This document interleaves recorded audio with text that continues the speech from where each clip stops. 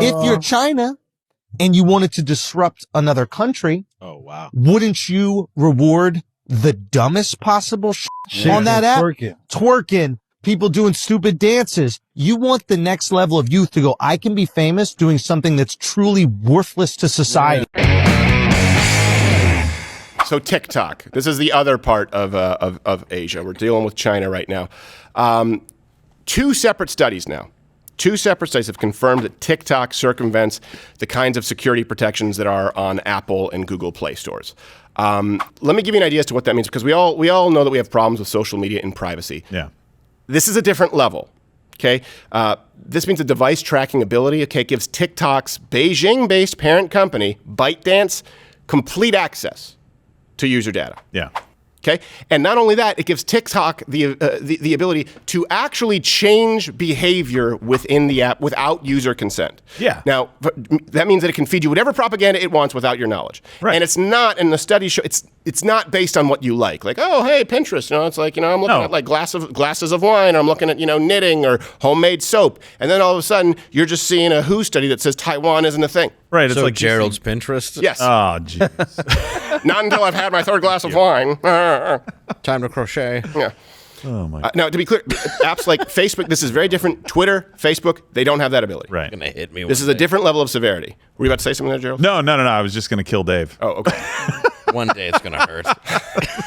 Just gonna hit it with a Jeep. He's going to be like, all right, I did it. Now, but they can change all of that, and they can actually, what is it, your Seth Meyers thing that you probably have? That's basically what they have the ability to do. Only now. they can push propaganda that paints China in a positive light, and they have done that. And pushes other stuff away from you so that you can't see anything critical of China. And there's more to it that we'll need to get into, but here's a big difference. Now, I've always said this about Facebook, about Twitter, about YouTube. They operate in the United States, so you need to adhere to the United States laws, right? We have free speech laws. You need to adhere to those laws because those are the laws that allowed your company to flourish. Yeah. Now, they often don't, and so we have, hopefully, if conservatives do their job, the ability to call them to the mat because we have laws that they aren't following. They're not following fairly, or Section 230.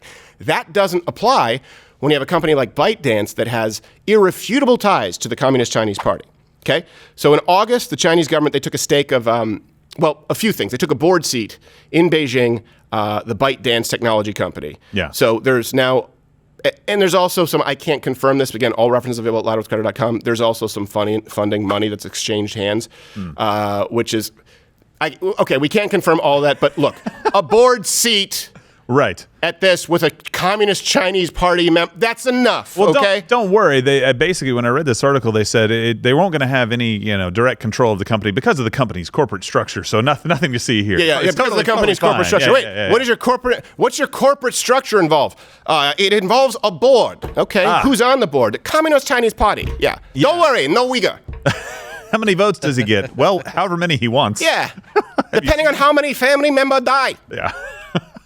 Isn't this mostly geared towards kids and young people as well? It's mostly geared towards kids, which still wouldn't make the crap that you find on there permissible. But this does allow it really does. It allows the Communist Chinese Party completely unfettered access to all of your personal information, and then they can control what you see. Yeah. I don't know how this skirts any type of American legislative full lockout. And of course, we know that Donald Trump was much tougher. What were you about to say there, John? I was about to say exactly that. Donald Trump was much tougher on this. He had an executive order in place that made them purchase or work with an American company, and that was Oracle at the time. Mm-hmm. And as soon as Joe Biden comes into office, very quickly after that, he rescinds it. Right. So they're good to go. And then Hunter Biden was also on their board. Well. And their board only has two people. It's Hunter Biden and that communist. And they're just all smoking Parmesan. Yes, exactly. So, yeah, okay, wow. So how I do, I block hole and, I don't feel it. You got to hit it harder. And actually, small pair of illegal feet. Yes. The comedian Andrew Schultz. Yeah, he's very funny. He actually, he really did have a phenomenal take on this. So if you can't say it better, I want to, point you to the original. I'd recommend you go and watch his full clip on this. That's why the TikTok thing was a big deal, because it was a social media platform we didn't create. So it's like, we don't want some other country's tech influencing us, because apparently, like in China, the way that the algorithm works, it doesn't reward people doing stupid dances and like playing with their dog. The algorithm is rewarding things that they want to see their youth do. So people doing cool engineering, people doing cool science. But if you're China and you wanted to disrupt another country, wouldn't you reward the dumbest possible on that app? Twerking. People doing stupid dances. You want the next level of youth to go, I can be famous doing something that's truly worthless to society. Now, here's the thing. Andrew Schultz, very funny. I don't understand the flood pants. Well, yeah. It's a deep chair. Is it a choice or is he just that tall? He's a tall dude. Okay. So knowing all of this, while we're talking about TikTok, I want to start a trend with all of you. Yeah. A lot of people have said, why haven't you gotten off YouTube yet? Look, nothing would make me happier than for all of you to join Mug Club or at least Rumble for people who don't want to pay for the additional hour show. That's the only way this show exists. If not enough of you join Mug Club, the show goes away, but you can at least watch the free show on Rumble. I would much rather see, like, when we do this show, we'll have anywhere from, 70, 80,000 people live on YouTube and like 15,000 on Rumble. I would love to see those numbers switch. Yep. I would love to see those numbers flip and more on Rumble, but we cannot force you to. So we are on YouTube as long as is permissible so that we can get the message out, of course, as long as we're not actually censoring what we're saying. We're still able to speak the truth relative by YouTube standards. I mean, I can't quote the CDC, but other than that, yes, anything else. Opaque standards. You can quote the CCP. Oh, well, that, yeah. Yes. Mm-hmm. Matter of fact, it's encouraged.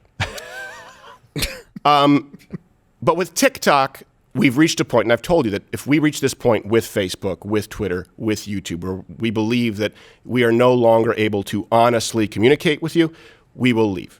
Yeah. Okay? We're not there yet, and so it's a tool that we use. TikTok is beyond that point.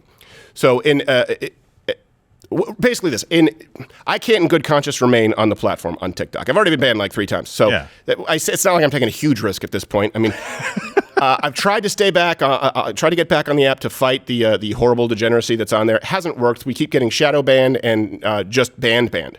Yeah. So what we're going to do on air today, what I'm going to do is make a video right now that we are going to put on TikTok. And I was going to manually delete TikTok was the plan, like on my phone, go look, and then I realized, wait a second, I don't need to do that. You can have much more fun. I can just say true things. Yeah. Yes. Well, we'll give you the floor and let you get it off your chest. Yes. So this video and the hashtag is going to be trash TikTok. I want all of you to get rid of your TikTok accounts and discuss it on every platform that you have. Maybe comment below the hashtag trash TikTok. Sometimes that actually sort of feeds into Twitter. You can share this right now. You can share this show if you're watching live. Hit the share button. Trash TikTok is the hashtag. Let's go out with a bang, okay? Watch it. Right now, I am going to close my TikTok. The 9-dash line isn't real. Mao's Great Leap Forward led to the death of 45 million Chinese citizens. On June 4th, 1989, the CCP murdered thousands of protesters at the Tiananmen Square. Taiwan is in fact a real country and not a part of communist China.